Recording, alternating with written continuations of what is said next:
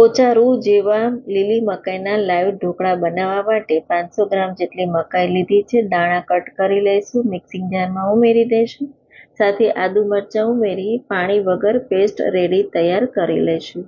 બાઉલમાં કાઢી લઈશું. 1 કપ જેટલો રવો, 1/4 કપ જેટલો ચણાનો લોટ, અડધો કપ જેટલું ખાટું દહીં ઉમેરી મિક્સ કરી દઈશું.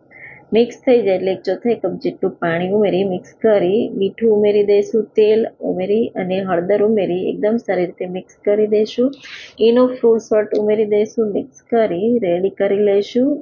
થાળીને આપણે તેલથી ગ્રીસ કરી બેટર ઉમેરી ઉપરથી કાશ્મીરી લાલ મરચું ઉમેરી સ્ટીમ કરીશું.